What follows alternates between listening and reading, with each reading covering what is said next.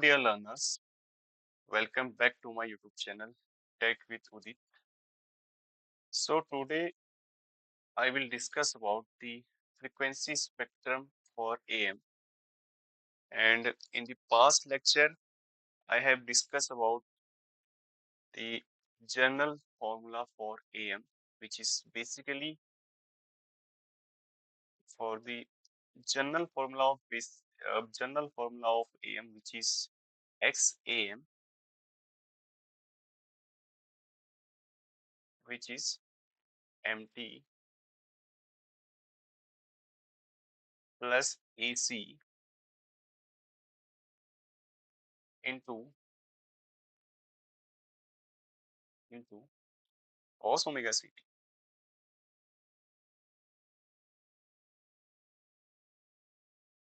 सो हमारे पास main formula ये है, किसी भी जनरल एएम के लिए हमारे पास फॉर्मूला ये है।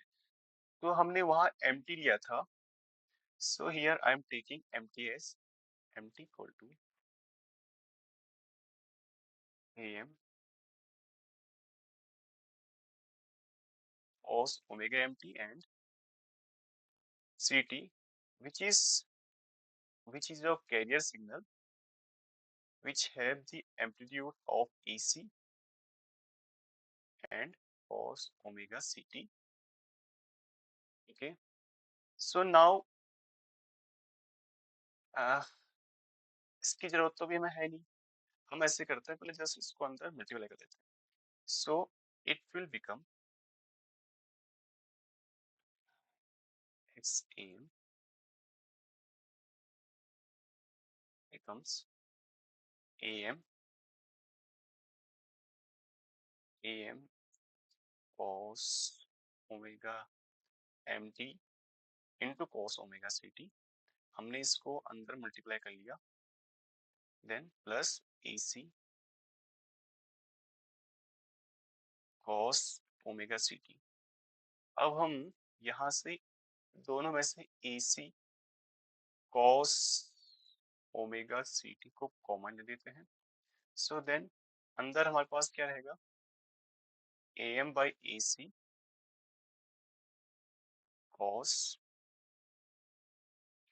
omega mt प्लस 1, और इसको हम कहते हैं AM by EC को हम कहते हैं म्यू। मैंने आपको प्रीवियस लेक्चर बता रखा है कि हम इसको म्यू कहते हैं, which is a modulation index। मेरे पास्ट लेक्चर में कहीं पे पर मेरे से खुद से गलती हुई है, तो उसके लिए मैं आपसे माफी चाहता हूँ, क्योंकि I am also engineering student, तो मैं भी थर्ड ईयर में हूँ, और जो भी मैं नॉलेज कॉलेज से ले रहा हूँ वो मैं चीजें यूट्यूब के थ्रू उस चीज को प्रेस कर रहा हूँ, उस चीज को आप सभी के सामने देना चाह रहा हूँ। क्योंकि जब तक हमारे पास किसी चीज का नॉलेज नहीं होगा, तब तक हम कोई भी इन्वेंशन नहीं कर पाएंगे। क्योंकि हम कहते भी है ना कि पहले हम कहते हैं कि हमारे पास बुक नॉलेज होना जरूरी है, किताबी ज्ञान जब हमारे पास होगा तभी तो हम उसको प्रैक्टिकली इम्प्लीमेंट कर पाएंगे। तो कुछ कुछ चीजें पीछे मेरे से मिस्टेक हुई है, तो now what I will make, so mu is modulation index, and then AC की वैल्यू हमारे पास आ गई। सो नाउ मैं इसको म्यू लिख लेता हूँ, ठीक है।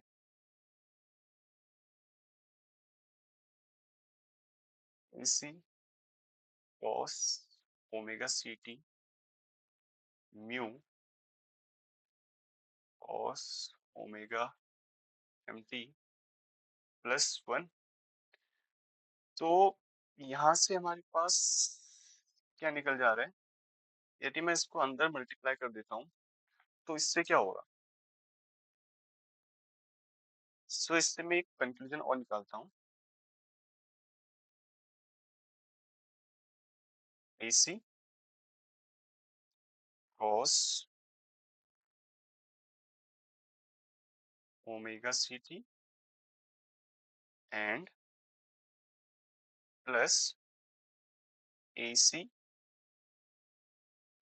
cos omega c t and mu के जो बाहर ले तो कैसे रहेगा, चलो मैं इसको अभी ही लिख लेता हूँ, and cos omega M T. Okay, so अब देखो हमने इसको फ्रीक्वेंसी स्पेक्ट्रम की फॉर्म में लिखना है, तो उसके लिए हमें फ्रीक्वेंसी का डिवीजन करना होगा। तो इसके लिए मैं एक फॉर्मूला यहाँ लगाऊंगा। देखो मैं लगाता हूँ 2 cos A cos B का। तो इसके लिए मैं AC cos omega c t को एज इट इज लिखूंगा, और मैं यहाँ क्या करता हूँ, म्यू को आगे ले लेता हूँ, AC/2 कर देता हूँ, एंड यहाँ हमारे पास क्या हो जाएगा, two cos two cos omega M t and omega c t. Okay, अब 2 cos A cos B का फॉर्मूला क्या होता है, 2 cos A cos B का फॉर्मूला होता है cos A plus B plus cos A minus B। तो बस हमने यहाँ वही लगाना है, ठीक है। सो इससे हमारे पास क्या आ जाएगा, AC cos omega c t plus mu AC/2। ठीक है, अब cos omega m plus omega c into t plus cos omega, मैं इसको ओमेगा m मैंने ले रखा तो omega m minus omega c के फॉर्म में भी लिख सकता हूँ, ठीक है। तो ये मेरे पास आ गया, ठीक। या मैं इसको कैसे लिखूं, एक मैं ऐसे equal to AC cos omega c t plus mu AC/2, इसको अंदर मल्टीप्लाई करते हैं, ठीक है। तो मैं इसको अंदर लिख देता हूँ cos omega m, cos omega c ले लेते इसको, ठीक है, omega c plus omega m into t plus AC/2 mu AC/2। इसको आगे लिख लेंगे तो कोई दिक्कत है नहीं, क्योंकि cos minus theta cos theta ही रहता है। तो मैं इसको ऐसा करता हूँ, omega c minus omega m into T of cos, cos का फंक्शन है। So now we have the different frequency. First frequency I have omega c. Second, second I have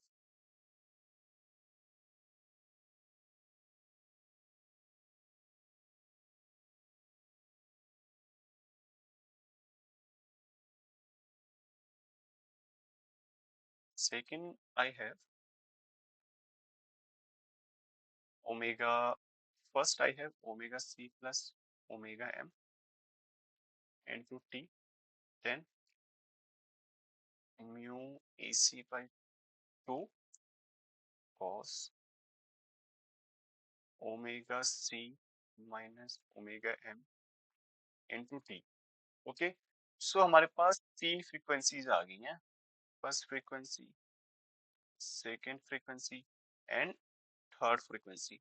इसका एम्पलीट्यूड क्या है, AC है, दूसरे वाले का म्यू AC/2 है, थर्ड वाले का म्यू AC/2 है, ठीक है। अब देखो हम इसको फ्रीक्वेंसी स्पेक्ट्रम बनाते हैं। सो अब मैं क्या करता हूँ, इसको फ्रीक्वेंसी स्पेक्ट्रम में बनाता हूँ। Frequencies we have, now we have the three frequency, three frequencies.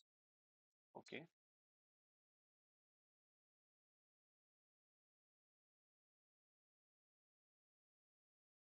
this is the frequency. Okay, this is the frequency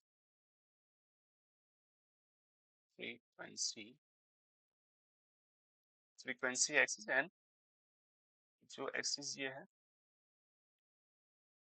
ये एम्पलीट्यूड एक्सिस।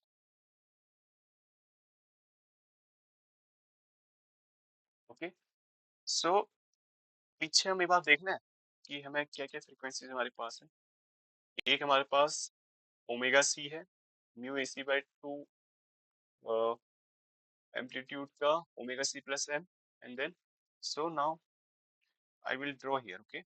सो मिड में हमारे पास फ्रीक्वेंसी क्या है, omega C, and then omega C plus M, and यहाँ हमारे पास एक फ्रीक्वेंसी क्या है, omega C minus M, okay. So अब मैं इसका एम्पलीट्यूड लिख लूं। इसका एम्पलीट्यूड है, दिस इज द एम्पलीट्यूड,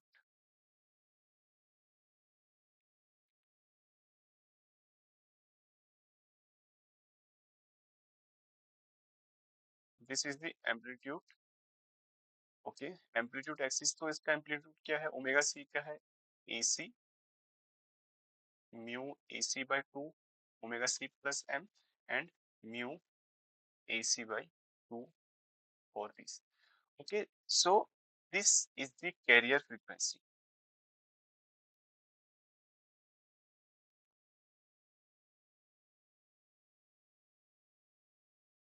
सो इसमें कैरियर फ्रीक्वेंसी आ गई, और जो ये वाला पार्ट है इसको हम कहते हैं,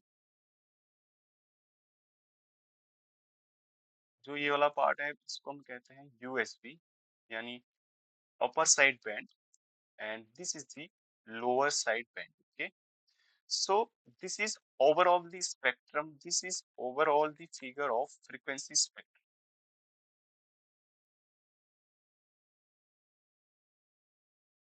frequency spectrum of AM। जब हम AM की बात करेंगे तब हम ऑर्डिनरी की बात करेंगे, और जब हम ऑर्डिनरी की बात करेंगे तब हम कहेंगे कि ये एक क्या है, double side band full carrier है, okay। So now here you can see this is the full carrier, this spectrum has the carrier quantity, okay। तो इसमें कैरियर भी है, एंड अपर साइड बैंड भी है, एंड लोअर साइड बैंड भी है। और हमें एक चीज ये बताए कि हमारी जो मेन मैसेज सिग्नल होता है वो लाई करता है, किसमें करता है लाई, वो लाई करता है हमारे बैंडों में, यानी ये वाले बैंड में लाई करेगा, एंड ये वाले बैंड में लाई करेगा, ओके। Which has some frequency of the empty signal. So हमें ओमेगा सी की नीड नहीं है, सो हमें कैरियर सिग्नल की नीड नहीं है, ठीक है। अब इसमें हम आगे आने वाले लेक्चर में हम देखेंगे कि हम इसको जो कैरियर फ्रीक्वेंसी है हम उसको सप्रेस कर देते हैं और दोनों साइड बैंड को लेते हैं, और थर्ड जो हमारे पास है उसमें हम ओनली वन साइड बैंड को लेते हैं, क्योंकि इसमें क्या हो रहा है जब हम डीएसबी एफसी का यूज कर रहे हैं तब पावर का ट्रांसमिशन ज्यादा हो रहा है, पावर ज्यादा हो रहा है तो एनर्जी को भी का ज्यादा यूज हो रहा है, तो हमने एनर्जी को कम से कम लेना है। तो उसके लिए हम बहुत सारी टेक्निक का आगे यूज करते हैं। हम पहले तो कैरियर फ्रीक्वेंसी को ही हटा देते हैं, ठीक है, उसका हमें कोई नीड नहीं है। फिर उसके बाद हमारे पास दो साइड बैंड होते हैं, उस दो साइड बैंड में से हम एक साइड बैंड को ले लेते हैं, या तो अपर साइड बैंड या तो लोअर साइड बैंड। सो अ, हम ये आने वाले टेक्निक में करेंगे, आने वाले लेक्चर्स में हम इसके बारे में जानेंगे। सो नाउ अब हम जिसकी बात कर रहे हैं पावर, अब हम थोड़ा पहले पावर से पहले हम बैंडविड्थ पढ़ लेते हैं कि बैंडविड्थ की रिक्वायरमेंट कैसी होगी इसमें, ठीक है। सो बैंडविड्थ, टोटल बैंडविड्थ यदि हम देखें इसका,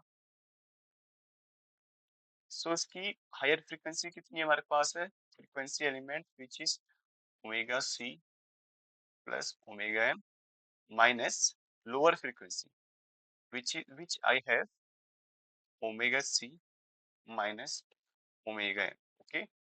So omega c plus omega m minus omega c plus omega m, omega c से omega c cancel out, then omega m plus omega m is equal to twice of omega m। सो इससे हम एक चीज निष्कर्ष ये भी निकाल सकते हैं कि कोई भी एएम की फ्रीक्वेंसी का जो बैंडविड्थ होता है उसकी हाईएस्ट जो बैंडविड्थ होती है उसका ट्वाइस होता है, यानी जो उसका हाईएस्ट फ्रीक्वेंसी एलिमेंट है। Through this I can conclude या हम कह सकते हैं कि highest 2 × highest modulating frequency bandwidth के बराबर होता है। तो यहाँ पर आप देख सकते हैं कि फ्रीक्वेंसी एलिमेंट हमारे पास क्या है, हाईएस्ट टू ओमेगा एम है, ओमेगा सी प्लस एम। तो इससे कैंसिल आउट हो गया, तो मॉड्यूलेटिंग जो फ्रीक्वेंसी है वो twice of highest modulating frequency हम उसको कह सकते हैं। So now we have calculated the total bandwidth of the AM signal and as well as the frequency spectrum of the AM signal. So now the main thing is power.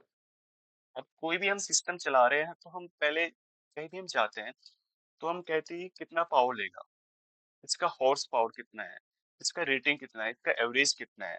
So in the terms of electronics हमें main चीज होता है कि power का consumption कितना कर रहा है। सो हम इसमें देखेंगे पावर, ओके, जिसको कि हम कह सकते हैं टोटल पावर। अब देखो टोटल पावर हम कैसे निकालेंगे। टोटल पावर के लिए हम पहले क्या करेंगे, पीसी यानी कैरियर फ्रीक्वेंसी की power, then PU, then PL, okay. So this is the concept for power of the AM signal. Okay, this is the power for carrier signal, upper side band and lower side band, okay. So now हम जानते हैं कि हम एक main चीज कह सकते हैं, यदि हमें पावर निकालना है तो उसकी जो हाईएस्ट फ्रीक्वेंसी है उसका बट्टा 2 कर देंगे, ठीक है। मान लो उसकी हाईएस्ट फ्रीक्वेंसी हमारे पास है एम, देन हाईएस्ट फ्रीक्वेंसी का स्क्वायर बट्टे 2। तो ये कैसे निकला हम इसको भी एक बार देख लेते हैं। So P power equal to होता है V R M S square, V square R M S upon R. Then here we are taking RS1 and VRMS equal to हमारे पास आता है V अपॉन √2। सो PC की value क्या निकलेगी, PC की वैल्यू क्या निकल जाएगी, इसका यदि हम स्क्वायर कर दे तो क्या हो जाएगा, V स्क्वायर अपॉन 2 ना, V स्क्वायर अपॉन 2। सो मैं इसको कह सकता हूँ कि यदि हाईएस्ट फ्रीक्वेंसी हमारे पास AC है, then the power of that signal will be like this, okay, will be like this. So AC square by 2. So this is the main theme for the power. So now here what I will calculate. So AC component हमारे पास है which has the frequency amplitude of AC. So then here I can write AC square by 2, and for this what I can write after calculating the both, then I got mu square AC square by 4, then PT। मैं इसमें क्या करता हूँ, AC square by 2 को मैं बाहर लेता हूँ। सो मेरे पास अंदर क्या रहेगा, 1 plus mu square by 2। So AC square by 2 को हम क्या कर रहे हैं, PC कह रहे हैं ना, यानी power of the carrier frequency, okay, power of the carrier signal. So this is PC and inside of the bracket 1 plus mu square by 2.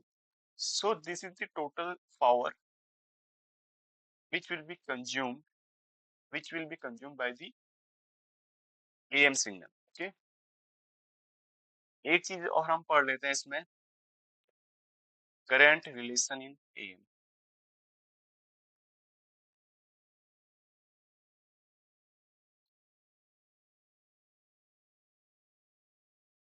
Current relation in AM।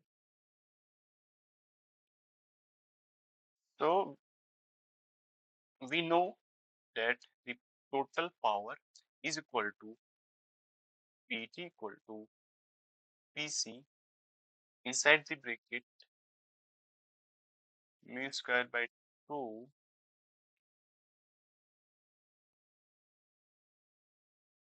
so we know that what is power, okay। Power means होता है I, power और current के बीच में क्या relation होता है? Power और current के बीच में रिलेशन होता है P equal to I square R. So अब देखो मैं ऐसा करता हूँ, इसको मैं लिख देता हूँ I square T, I square T into R, और इसको हम लिख लेते हैं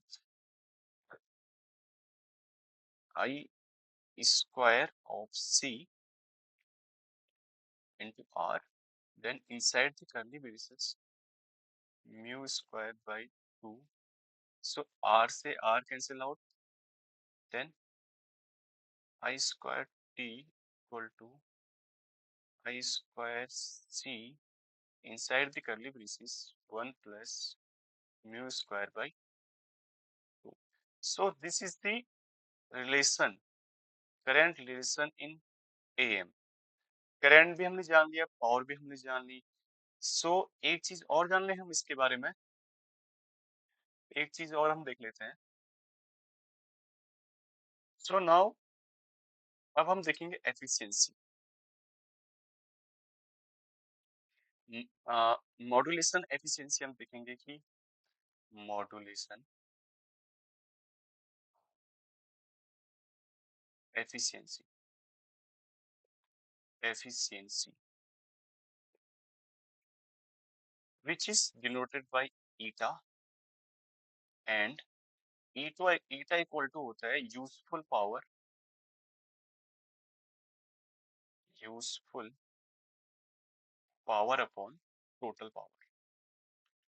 सो हम इसको निकाल लेंगे फटाफट, क्योंकि हमें पता है कि यूजफुल पावर हमारे पास क्या क्या है, साइड बैंड पावर ही हमारे पास मेनली यूजफुल पावर रहती है। तो हम यहाँ लिख देंगे कि side band power upon total power which is PT. Okay, so now मैं ईटा को कैसे लिख सकता हूँ? Eta equal to P U plus P L upon P T. ठीक है, so P U plus P L क्या है हमारे पास, which is P U plus P L. यहाँ हम देखते हैं which is P C mu square by two, P C mu square by to are the side band power, P C mu square by two is the side band power, and at the denominator side I have PC inside the curly braces mu square by 2 which is the total power. So then PC से PC cancel out, so mu square by 2 1 plus mu square by 2, जब हम इसको calculate करेंगे तो तब हमारे पास क्या आ जाएगा, mu square upon mu square upon mu square plus 2, that is the efficiency, that is the efficiency. Okay, so here I have calculated the modulation efficiency. Students, here I can write, when I take the value of mu equal to 1, then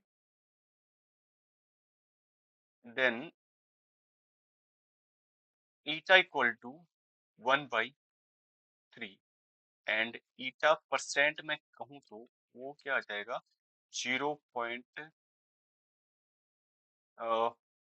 eta percent आ जाएगा 33.33%. So this is the modulation index. When we take the value of 1, then I will get the value of the modulation efficiency as 33.33. So in the coming lecture, uh, we will see about the multitone AM, and then the power of that signal. So for today, it's enough. So students, आप इसको revision कीजिए and take care and bye.